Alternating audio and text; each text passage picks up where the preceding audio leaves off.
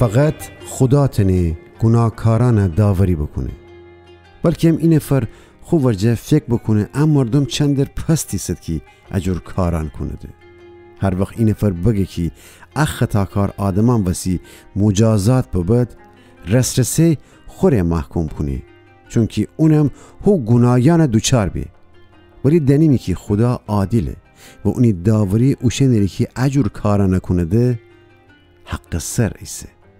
ای آدم، آیا گمان کنی که خدا الباقی آدمان اجور گناهیان رو مجازات کنه ولی تی گناهیان سر خود چوم دوده؟ اگه خدا تا ستر صبر و تحمل نشان بده، آیا انتر مهم نیه؟ آیا نفهمی که خدا مهربانی تی توبه کدن ربو؟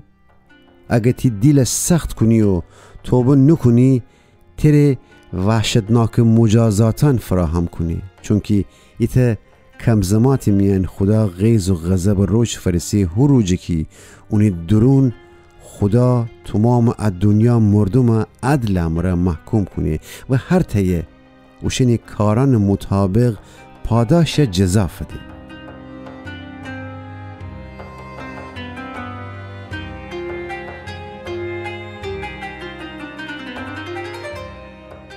اون ابدی زندگی اوشنیه فده که صبر و تحمل امره اون چی که درسته انجام دهده و او جلال و احترام و زنده منستن خیده که خدا بخشه. ولی اوشنیه که خوشنه جه همه کس بهتر دنده و اوشنی که خدا وجود حقیقت امره جنگ درده و خوشنی گناهدار رایه نشده خو غیظ و غضب افکنی. اوشنی که گناه کنه ده رنج و عذاب کشن دوچار بده، چه یهودی بود چه یهودی نبود. ولی الهی جلال و گلاز و آرامش همت اوشنی سم بکی خدا جا اطاعت کنه ده، چه یهودی بود چه یهودی نبود، چون که خدا کسی میان فرق ننی، هر کی گناه بکنه هلاک بی. حتی اوشنی که خدا بنوشته ببسته دین حکمان نرده و اوشنی که خدا دینی حکمان درده اگه گناه بکند خدا شریعت قانونان امره اوشن حکم کنی، چون که دینی حکمان اشتوستن امره نیه که این نفر خدا ورجه قبیل ببه، بلکه اونی انجام دن امره بی. حتی اوشنی که یهودی نیه ده و خدا بنوشته ببسته شریعت نرده، وقتی خوشنی وجدان امره جه خدا حکمان اطاعت کنه ده معلوم به که جه او حکمان خبر درده، معلوم به که خدا دینی حکمان اوشنی دیل درون بنوشته ببسته، چون که اوشنی وجدان فکران یا اوشن متهم کنه یا اوشن قبیل کنه و او پیغامی که واگویا کنم انه ایتروج ایه که خدا عیسی مسیح مره همتن جگا بده فکران و اشتیاقان داوری کنی.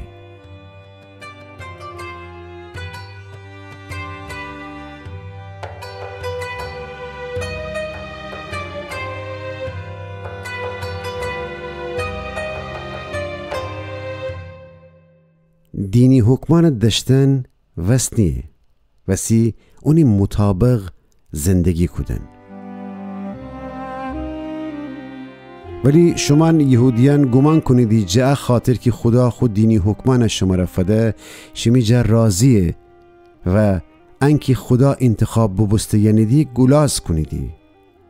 شما خدا ایراد و خواستیان دنیدی و خوب جه بد سیوا کنیدی، چون که اونی حکمان جوز زماد که زیبید بمختیدی. شما کامل باور داریدی که خدا رای خوب شناسیدی.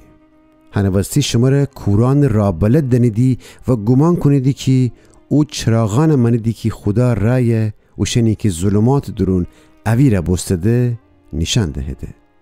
شما گمان کنیدی که بی عقل مردم را رای نشان دهیدی و تنیدی الهی کاران حتی زکنم بموجید، چون که گمان کنیدی خدا حکمانه که جه معرفت و درستی پوره دنیدی. اصلا شما که الباقیان اموجیدی چرا خودتان یاد نگیریدی؟ الباقیان گیدی که دزدی نکنید، شما مگه دزدی نکنیدی؟ گیدی که زنا کردن گناهه، مگه شما زنا نکنیدی؟ گیدی که نو بود پرستش کردن، مگه شما جه او چیانی که معبدان جه بودوزدنه بابسته استفاده نکنیدی؟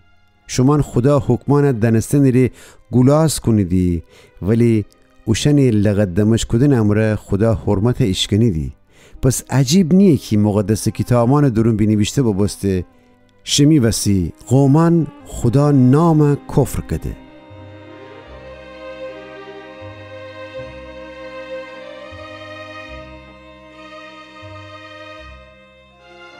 یهودیان ختنه کدن سنت او وقت ارزش داره که خدا فرمانان جا اطاعت بکنید. اتو نبا جا او مردم که یهودی نیده بهتر نیدی، چون که اگه اوشنی که یهودی نید خدا حکمان اطاعت بکند مگه تمام و امتیازان و گلازان که خدا خواستی شما یهودیان فده اشان فنده؟